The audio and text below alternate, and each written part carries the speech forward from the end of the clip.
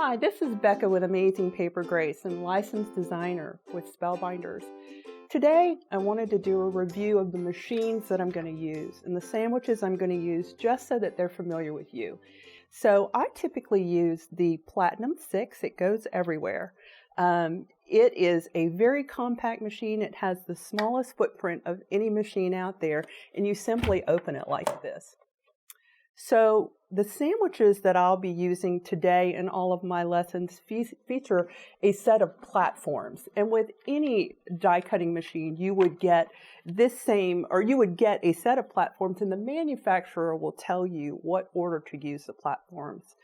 So for regular die cutting, I use the large platform, and it is set in place first.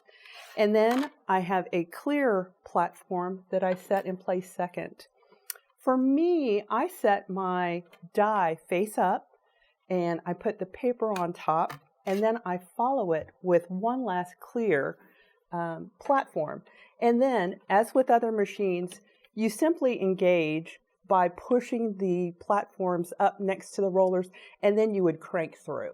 If you've not heard a die cut machine before, there is some cracking, and that's very normal. On the bottom, your plate would stay clear, and on the top, it's going to have some ghost impressions from the die that you're using. That's all perfectly normal. And what happens is over time, this would get filled. It's a consumable, so you actually replace it over time. So that's for basic die cutting. That's the sandwich that I'm going to use when I'm cutting, so you'll know what I'm doing. So one of the best features of any of the Spellbinders machines is embossing. It has an impeccable emboss. And the way that you do that is, again, by using the largest platform on the bottom. Your die is then sitting on the platform face up, and then you add this tan mat, and you add the blue mat, and then you crank through just as if you were cutting. And that's going to give you an emboss. Throughout my lessons, I emboss everything, so I just wanted you to know. Okay, so I just showed you the Platinum 6, and I showed you how the platforms go through, but I don't want you to forget about the Platinum. This is a machine I use a lot also. It's a workhorse. It has a slightly larger footprint. It opens the same way. It's really just the big brother to the Platinum 6. And so here again, we have a set of platforms that go through the machine in the same way. If I'm doing my regular die cutting, then I'm going to use the large platform followed by the clear platform, followed by my die face up with the paper on top, although I will mention that there are some people who cut with it face down. Whatever your preference, just be consistent, and either way works. So I've put my die face up with paper on top, and then followed with the last cutting mat. This is a machine that I use if I have a very intricate die and perhaps I need to turn it. So I design very large dies, and generally they run right through the machine, but let's just say that I wanted to be extra sure, or maybe I'm using 110-pound cardstock instead of just 80. This is definitely the machine I would come to, and then that way I can actually roll my die through front ways, and then I can turn it slightly on the second time through if it needs a second time through, which rarely a die does. But that's the machine for this, and they both have the same impeccable embossing, and just love the footprint. And so that's the basics of the die cut machine. I also wanted to go over how I make my card bases and what size my cards are, because that's a very popular question.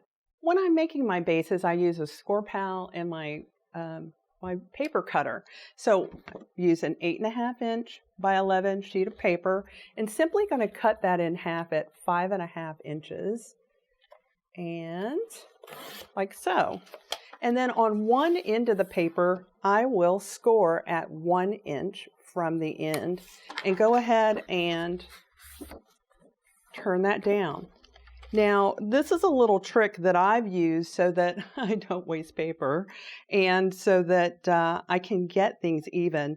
You're always going to want to use like a tearable tape and you're going to put 2 pieces on, one across the top and one across the bottom.